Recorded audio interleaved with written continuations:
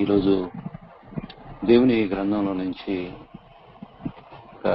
అనేక విషయాలు దేవుడు మన కొరకు రాయించాడు. రాయించిన విషయాల్లో మనం చాలా జాగ్రత్తగా మనం ఆలోచించాలి. లోక అధికారులకు లోబడవలెనా అనే అంశాన్ని మనం ఒకసారి పరిశీలన చేద్దామండి. లేఖనాల వెలుగులో లోక అధికారులకు లోబడవలెనా ఒకసారి మనం ప్రియులారా ఆలోచన చేస్తే, ఈ లోకంలో ఎవరికి ప్రజలను పరిపాలించే అధికారం ఈ భూమి మీద ఉన్నటువంటి మనుషుల్లో కొందరికి దేవుడు ప్రజలను పరిపాలించేటటువంటి అవకాశం దేవుడు ఇస్తున్నాడు. కాబట్టి దేవుడు ఇచ్చే అధికారం తప్ప మనుషులు కోరుకుంటే వచ్చే అధికారం అనేది కాదు. ఎందుకంటే లేఖనాలు మనకు కొన్ని లేఖనాలను మనం పరిశీలన చేస్తే, ఈరోజు ఈ లోకంలో ఉంటున్నటువంటి మనము లోకాధికారులకు లోబడిన అవసరం లేదు అనేటటువంటి ఆలోచన విధానం కూడా ఉంది. కానీ దేవవాక్యం ఏం సెలవిస్తుందంటే, ఈ లోక అధికారులకు దేవుడు అధికారం ఇచ్చినప్పుడు నీవు నేను లోబడవలసినదే. కాబట్టి లోక అధికారులకు నేను లోబడను అంటే దేవునికి వ్యతిరేకమైనటువంటి వారిగా మారిపోతాం. కాబట్టి దేవుడు ఇచ్చేటటువంటి అధికారం అది. దేవుడు అధికారం ఇచ్చినప్పుడు ప్రతి మనిషిగా ఆ పరిపాలనకు లోబడవలసిందే. కాబట్టి మనం దానియేలు గ్రంథాన్ని కూడా పరిశీలించినప్పుడు మొదటి అధ్యాయంలో మొదటి వచనం చూస్తే, యూదా రాజుకు యెహోయాకీము ఏలుబడిలో 3వ సంవత్సరమున బబులోను రాజుకు నెబుకద్నెజరు యెరూషలేము మీదకు వచ్చి దాన్ని ముట్టడి వేయగా. ఇక్కడ మనం ఆలోచన చేస్తే ప్రతి భూమి మీద మానవ ఆలోచనకు మించిన దేవుని ఆలోచన. కాబట్టి దేవుని ఆలోచన విధానము ఈ భూమి మీద ప్రతి మనిషికి జ్ఞానోదయం రావాలి అని, తన పిల్లలైనటువంటి వారికి జ్ఞానోదయం రావాలని, మన ప్రత్యర్థులైనటువంటి వారికి కూడా అవకాశం ఇచ్చాడు. ఇక్కడ మనం దేవుడు అవకాశం ఇస్తేనే నెబుకద్నెజరు రాగలిగాడు. కాబట్టి ఆ చెరలోకి వెళ్ళినటువంటి వారిలో కొందరు నలుగురు మాత్రం, షద్రకు, మేషకు, అబేద్నెగో, దానియేలు, వీరు ముఖ్యులు. వీళ్ళు రాజు సుముఖములో ఉండి రాజు సుముఖములోనే గొప్ప ప్రావీణ్యత సంపాదించారు. వీళ్ళు ఏమాత్రం కూడా లోబడకుండా ఏమాత్రం ఉండలేదు.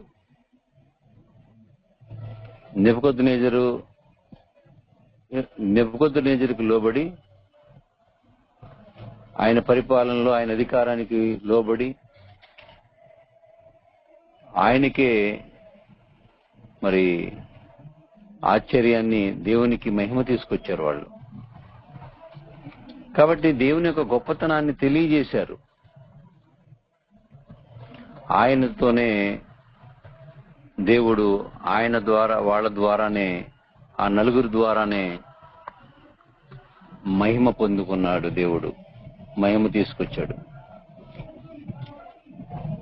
నెబుకద్నెజరుని కళ్ళు తెరిపించాడు. ఆ నలుగురు బాలురు వాళ్ళ విశ్వాసాన్ని కాపాడుకున్నారు. కాబట్టి అందుకనే దానియేలు ద్వారా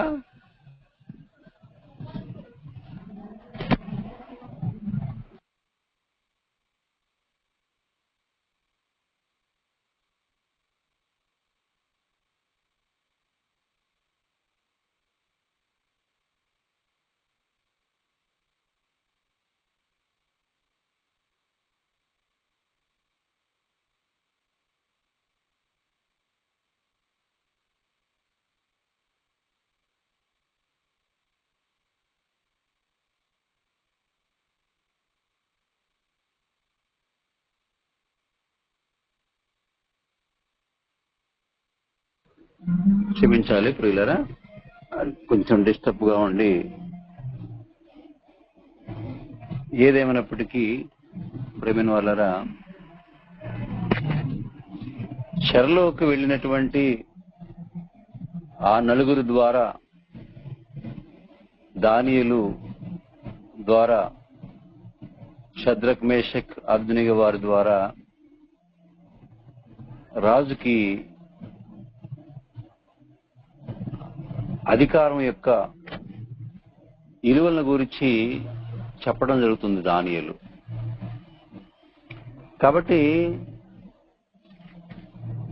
4వ అధ్యాయం 17వ వచనంలో ఆయన అంటాడు, దానియేలు, ఈ ఆజ్ఞ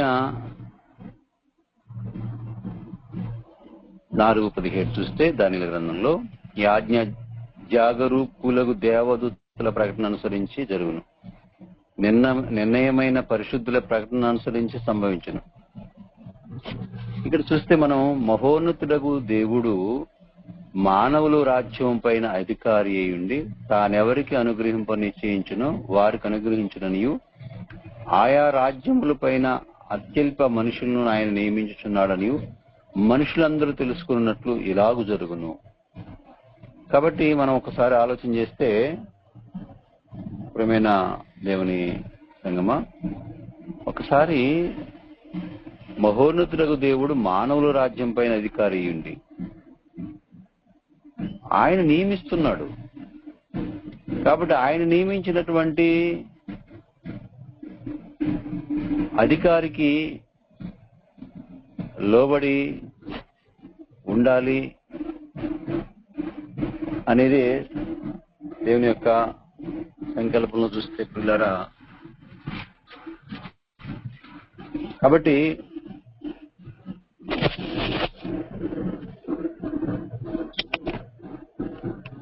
దేవాది దేవుడు దానియేలు ద్వారా నెబుకద్నెజర్ రాజుకు తెలియజేస్తున్నటువంటి అనేక విషయాలు ఈరోజు క్రైస్తవులైనటువంటి వారు కూడా ఫలానా అధికారి రాకూడదు అని అంటే ప్రార్థనలు చేస్తున్నారు.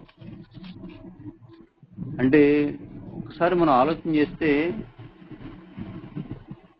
అంటే ఈరోజు చాలా మంది క్రైస్తవుల్లో కూడా తెలియనటువంటి విషయాలు అన్నమాట. దేవాతి దేవుడు ఇచ్చిన అధికారాన్ని బట్టి, ఇక్కడ అధికారంలో ఉన్నటువంటి వాళ్ళ పరిపాలకులను బట్టి, పరిపాలకులందరూ కూడా దేవుడు నియమించినటువంటి పరిపాలకులు కాబట్టి ఆ పరిపాలకులకు మనము లోబడి ఉండవలసిందే. కాబట్టి ఈరోజు మనం ఒకసారి ఆలోచన చేస్తే, అధికారులను నియమించేది, మానవుల రాజ్యం పైన అధికారులను నియమించేది దేవుడే అని ఇక్కడ దానియేలు గ్రంథంలో స్పష్టంగా తెలుస్తుంది మనకి. కాబట్టి మన ఆత్మీయ జీవితంలో ఈరోజు దేవుడు ఎవరినైతే నియమించిండో ఆ నియమించినటువంటి అధికారికి మనము లోబడవలసిందే ఆ చట్టానికి. కాబట్టి యేసు ప్రభు వారు కూడా ఒక అద్భుతమైనటువంటి అంశాన్ని మార్క్స్ వార్తలో చూస్తే మనం 12వ అధ్యాయం 14వ వచనంలో చూస్తే,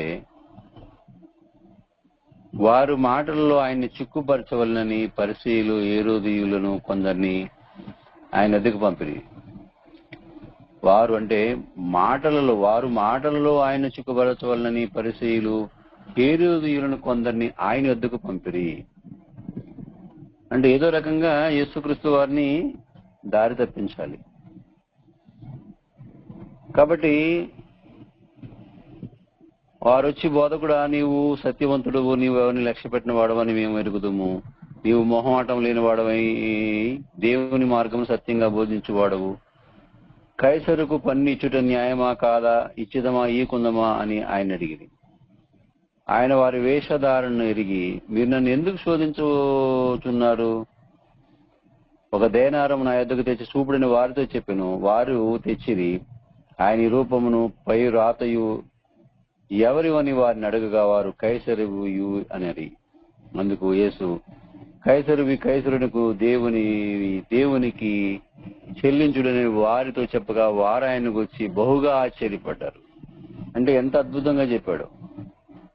మీరు లోబడవలసిందే, మేము దేవుని పిల్లలం కదా, మీరు నన్ను వెంబడిస్తున్నారు కదా అని చెప్పేసి ప్రభుత్వాన్ని నిరాకరించడం గాని, అధికారాన్ని నిరాకరించడం గాని, అంటే ఒక చట్టం రాయబడింది. కైసర్ చట్టంలో ఉన్నప్పుడు,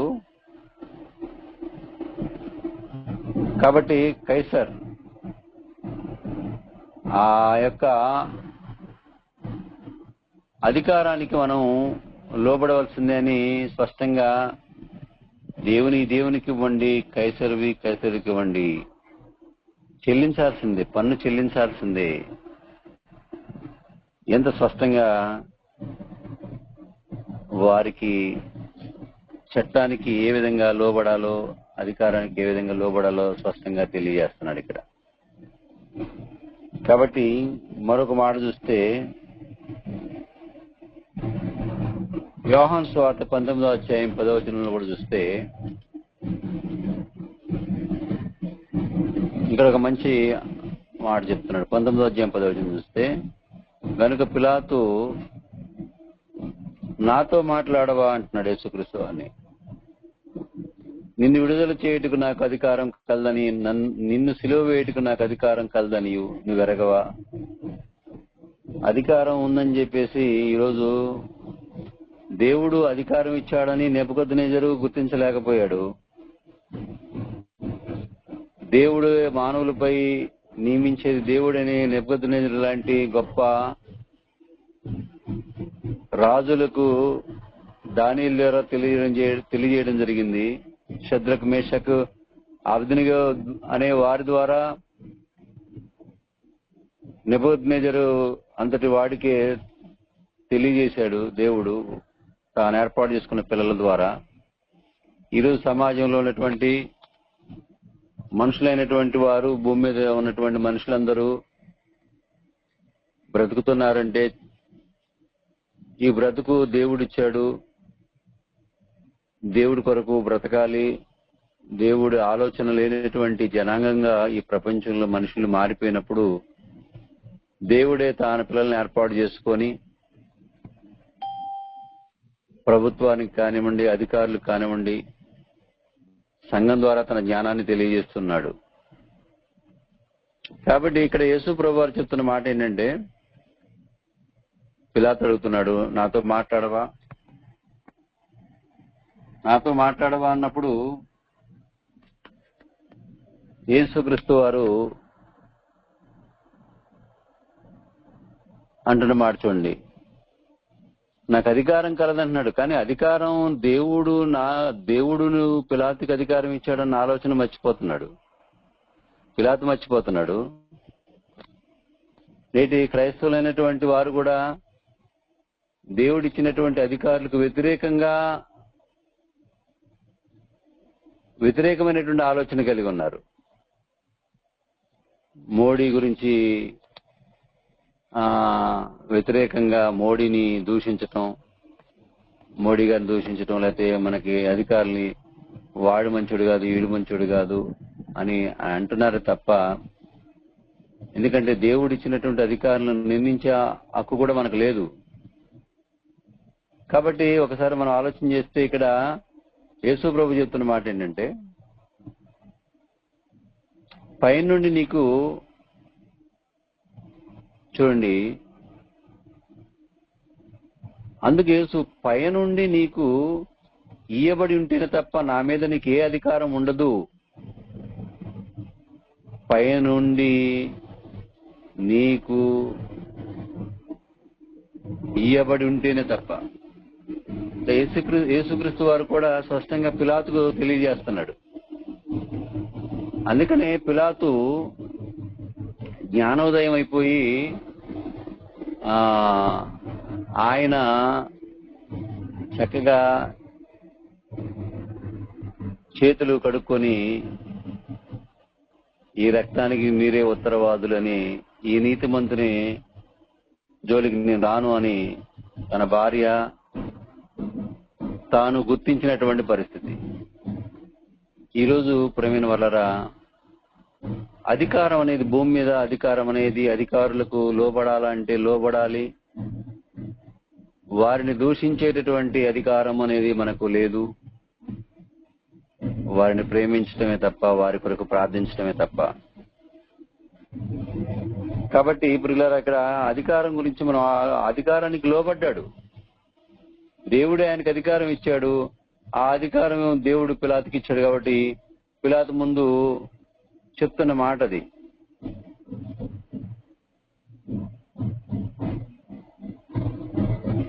కాబట్టి ప్రియులారా, ఒకసారి మనం ఆలోచన చేద్దాం, కొంచెం ఆలోచన చేద్దాం. యేసుక్రీస్తు వారు తప్పకుండా మరి భూమి మీదకి వచ్చిన తర్వాత దేవుని యొక్క అధికారులకు లోబడి అధికారం గురించి కూడా తెలియజేసుకుంటూ వచ్చిన సందర్భాలు చూస్తున్నాం. ఇకపోతే ప్రియులారా, మనం ఆలోచన చేస్తే రోమపత్రిక అపోస్తలుడైన పౌలు రోమాకు వచ్చినప్పుడు 13వ అధ్యాయము ఇక్కడ మొదటి వచనంలో కూడా చూస్తే ప్రియులారా, ప్రతి వాడును పై అధికారులకు లోబడి ఉండవలెను, ఏలయనగా దేవుని వలన కలిగిన తప్ప మరి ఏ అధికారమును లేదు. ఉన్న అధికారములు దేవుని వలనే నియమింపబడి ఉన్నవి. ఉన్న అధికారములు దేవుని వలననే నియమింపబడి ఉన్నవి. కాబట్టి అధికారమును ఎదిరించువాడు దేవుని నియమమును ఎదిరించుతున్నాడు. ఎదిరించువారు తమ మీదకి తామే శిక్ష తెచ్చుకొందురు. ఇక్కడ మనం ఆలోచన చేస్తే చాలా మంది వ్యతిరేకంగా ప్రార్థన చేస్తున్నారు క్రైస్తవులలో. అంటే నియమించినటువంటి ప్రధానమంత్రి గురించి కానివ్వండి, ముఖ్యమంత్రి గురించి కానివ్వండి, వాళ్ళ గురించి యాంటీగా ప్రార్థన చేస్తున్నారు. కానీ బైబిల్ యాంటీగా ప్రార్థన చేయమని చెప్పట్లేదు. ఇక్కడ ఆలోచన చేస్తే దేవుని నియమమును ఎదిరించుతున్నాడు. ఎదిరించువాడు తమ మీదకి తామే శిక్ష తెచ్చుకుందురు. ప్రభుత్వం చేయువారు చెడ్డ కార్యములకే గాని మంచి కార్యములకు భయంకరులు కారు. నీకు మేలు కలుగుటకు అధికారులు దేవుని పరిచారకులు. వారికి భయపడక ఉండగోరితివా? వారికి భయపడక ఉండగోరితివా? మేలు చేయము, అప్పుడు వారి చేత మెప్పు పొందుదు.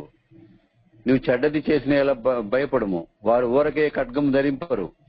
కీడు చేయని వాని మీద ఆగ్రహం చూపుటకే వారు ప్రతీకారం చేయు దేవుని పరిచారకులు. కీడు చేయు వాని మీద ఆగ్రహం చూపుటకై వారు ప్రతీకారం చేయు దేవుని పరిచారకులు.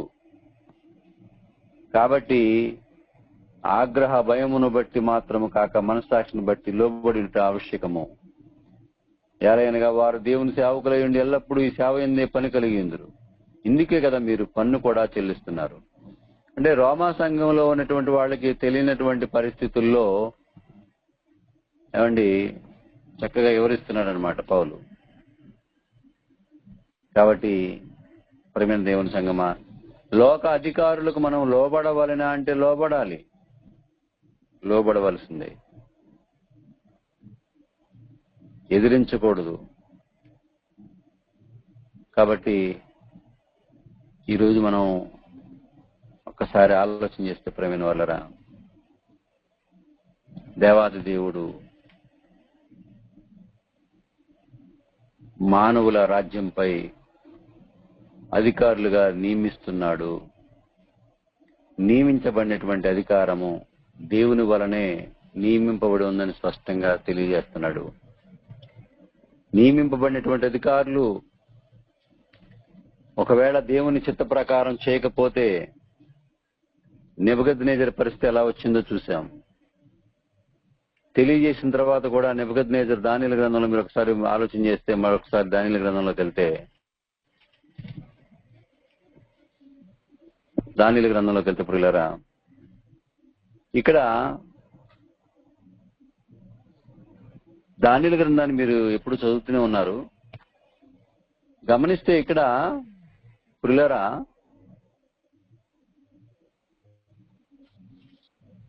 3వ అధ్యాయం 28వ వచనంలో చూస్తే, ఇక్కడ 29వ వచనం చూస్తే, ఇక్కడ కాగా నేను ఒక శాసనం నియమించుచున్నాను, ఏదనగా ఈ విధముగా రక్షించుటకు సమర్థుడగు దేవుడు గాక మరి ఏ దేవుడు లేడు.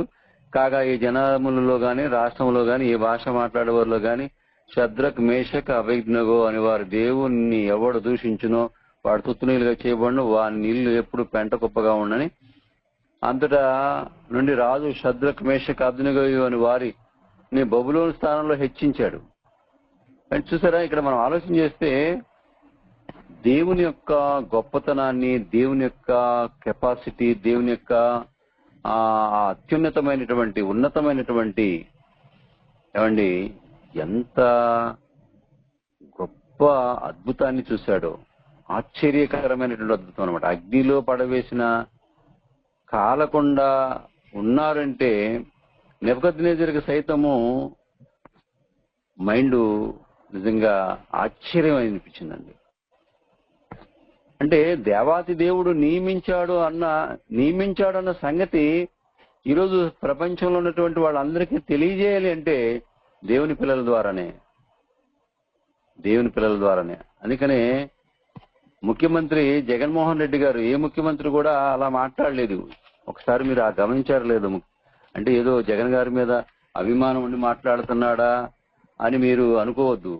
ఇష్టం ఉన్నా ఇష్టం లేకపోయినా దేవుడు నియమించినటువంటి అధికారికి లోబడాలి. అంతే తప్ప నాకు ఇష్టం లేదు, నియమించినటువంటి వాళ్ళ మీద నీకు అభిమానం ఉంటాం కాదు. నియమించినటువంటి వాళ్ళకి లోబడాలి. నియమించినటువంటి అధికారికి దేవుడిచ్చాడంతే. కాబట్టి ఇక్కడ మనం ఆలోచన చేస్తే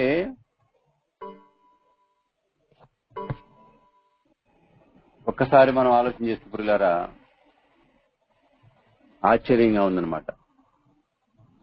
ఇక్కడ దేవుని యొక్క కెపాసిటీ ఏంటో తెలియజేశాడు నెబుకద్నెజరుకి దానియేలు ద్వారా, శద్రక్ మేషక్ వీళ్ళ ద్వారా. అదేవిధంగా మరలా అంత గొప్ప ఆశ్చర్యకార్యాన్ని చూసినటువంటి వ్యక్తి మరలా గర్వించిన వాడుగా మారిపోతాడు. మీరు బైబిల్ గ్రంథాన్ని మీరు బాగా పరిశోధన చేస్తే వండర్ చూసినటువంటి నెబుకద్నెజరు ఏమండి గొప్పగా శాసనాన్ని నియమించినటువంటి నెబుకద్నెజరు మరలా 4వ అధ్యాయానికి వచ్చేసి 30వ వచనంకి వచ్చేసరికి మళ్ళా వావరు చేస్తూ ఉన్నాడు. ఏమన్నాడు అక్కడ?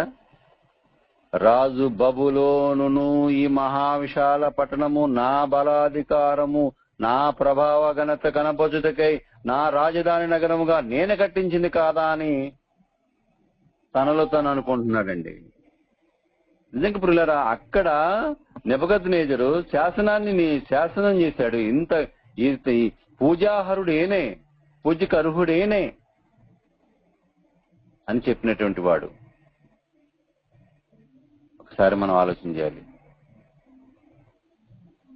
ఏమండి ఇంకా ప్రియులారా మనం ఆలోచన చేస్తే అప్పటికి దానియేలు చెప్పాడు 17వ వచనంలో, రాజా నిజంగా దేవుడు మానవుల రాజ్యం పైన అధికారి ఏంటి, తాను ఎవరికి అనుగ్రహింపని చేయించినో వారికి అనుగ్రహించిన నీవు ఆయా రాజ్యముల పైన అత్యల్ప మనుషులను ఆయన నియమిస్తున్నాడని మనుషులందరూ తెలుసుకోవాలని ఏమండి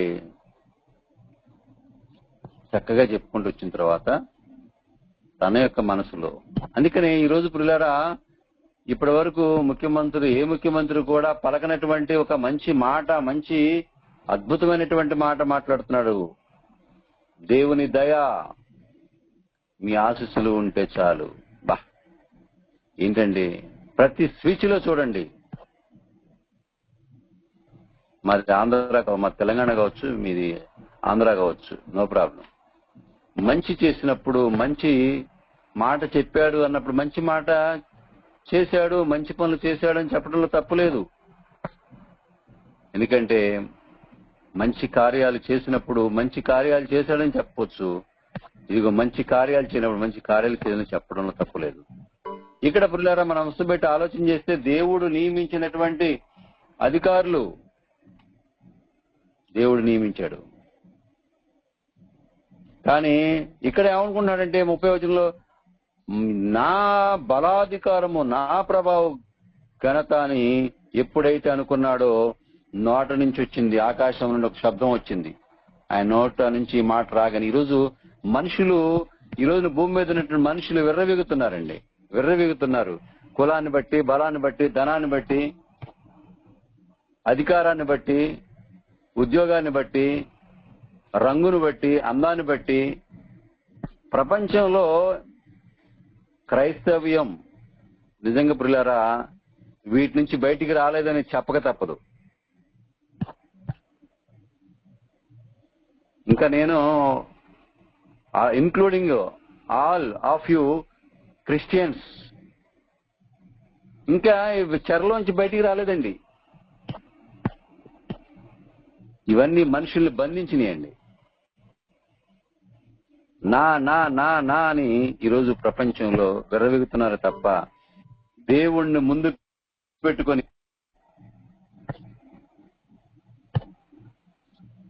చాలా మంది లెఫ్ట్ అయిపోతున్నారు. ఎందుకు లెఫ్ట్ అవుతున్నారు నాకు అర్థం కావట్లే.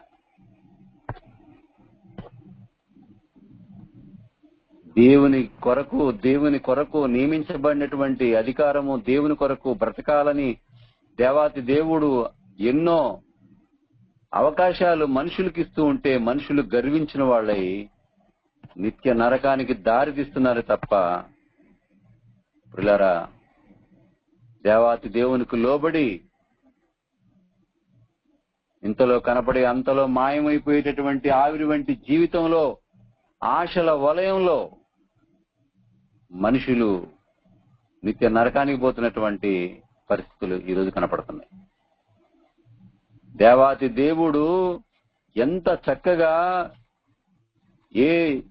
ఎంత గొప్పగా నెబుకద్నెజరు కళ్ళు తెరిపించినప్పటికీ, శాసనం రాయించినప్పటికీ కూడా మళ్ళా 4వ అధ్యాయం 30వ వచనానికి వచ్చేసరికి మారిపోయాడండి.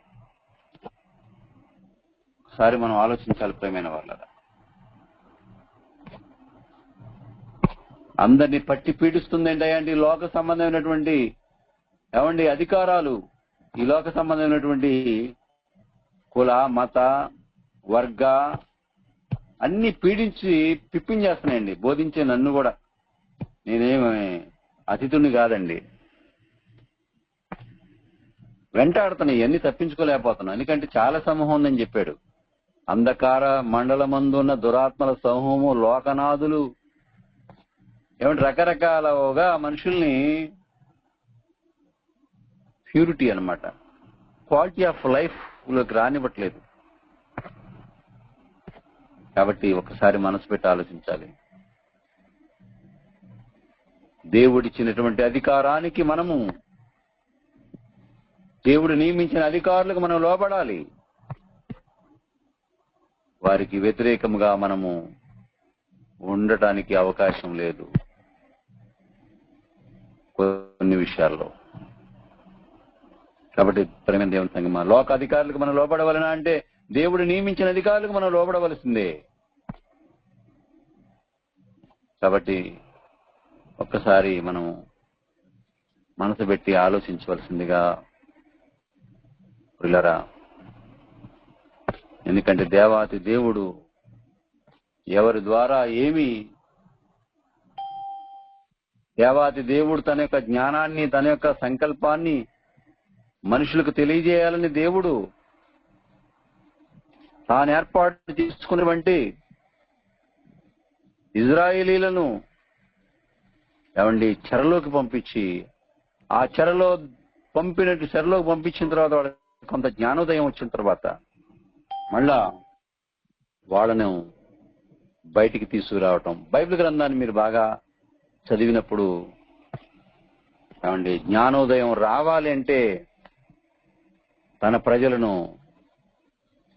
ఫిలిష్తీయులకు అప్పగించినటువంటి పరిస్థితి, అమోరీలకు అప్పగించినటువంటి పరిస్థితి, ఇలా రకరకాలుగా వాళ్ళని అప్పగించుకుంటూ వాళ్ళకి జ్ఞానోదయం కలుగు చేసుకుంటూ ఆయన ఎన్నో ప్రయత్నాలు మానవుల పట్ల దేవుడు చేస్తున్నాడు. కాబట్టి దయచేసి దేవుడు నియమించినటువంటి అధికారులకు మనము లోబడవలసిందే. ఎందుకంటే అపోస్తలుడైన పౌలు కూడా తన యొక్క సేవా పరిచర్యలో అనేక విషయాలు సంఘానికి తెలియజేసుకుంటూ వస్తున్న సందర్భంలోనే ఆ రోమా సంఘానికి వచ్చినప్పుడు చెప్తున్నాడు అనమాట, దేవుని యొక్క అధికారానికి మనం వ్యతిరేకంగా ఉండకూడదు, ఉన్న అధికారములు దేవుని వల్లనే నియమింపబడినవని స్పష్టంగా చెప్తున్నాడు ఇక్కడ. కాబట్టి అధికారాన్ని ఎదిరించేవాడు దేవుని నియమాన్ని ఎదిరిస్తున్నాడు, ఎదిరించేవారు తమ మీదికి తామే శిక్ష తెచ్చుకుందురని స్పష్టంగా ఉంది. కాబట్టి ప్రియులారా, ఏదైనా పొరపాట్లుంటే నన్ను సరిచేయండి. వాక్య విషయంలో ఏమన్నా తేడా ఉంటే మాట్లాడుకుందాం. చివరి వరకు ఉండగలిగితే దయచేసి దేవుని యొక్క వాక్యాన్ని మనము మనందరితో మాట్లాడుతుంది. చెప్పేటటువంటి నేను సర్వసంపూర్ణతలోకి రావడానికి ప్రయత్నం చేస్తున్నాను. నేనేదో ఇదని కాదు ప్రేమైన వాళ్ళరా. దేవుని వాక్యాన్ని వింటున్నాము, చెప్తున్నాము అంటే ఎస్, మనుషులకు తెలియనటువంటి జనాంగం చాలా మంది ఉన్నారు. తెలుసుకున్నటువంటి మనము ఈ విషయాలు అనేకులకు తెలియజేయడం కోసమే దేవుడు మనల్ని ఏర్పాటు చేసుకున్నాడు. కాబట్టి ఆనాడు పౌలంతటి వాడు ఆనాటి అగ్రిప్ప రాజు కానివ్వండి, చూడండి ఎంత చక్కగా చెప్తుండే 26వ అధ్యాయంలో, అగ్రిప్ప సౌలును చూసి ఈ పక్షాన చెప్పుకున్నట్టుకు నీకు సెలవైనదని. అప్పుడు పౌలు చేయిచేసి ఇలాగ సమాధానం చెప్పసాగిన, అగ్రిప్ప రాజా, తమరు యూదుల్లో ఉండు సమస్తమైన ఆచారములు వివాదములు విశేషంగా ఎరిగిన వారు కనుక ఎంతగా చక్కగా చూడండి వివేకంతో మాట్లాడుతున్నాడు. యూదులు నా మీద మోపిన నేరములన్నింటిని గూర్చి నేడు తమరి ఎదుట సమాధానం చెప్పుకొని పోతున్నందుకు నేను ధన్యుడినని ఎంచుకొనుచున్నాను. అబ్బా, ఎంత అద్భుతం అండి, ఎంత వివేకం అండి, ఎంత వివేకంగా మాట్లాడుతున్నాడు చూడండి, ఎంత చక్కగా గౌరవిస్తున్నాడు చూడండి అధికారి.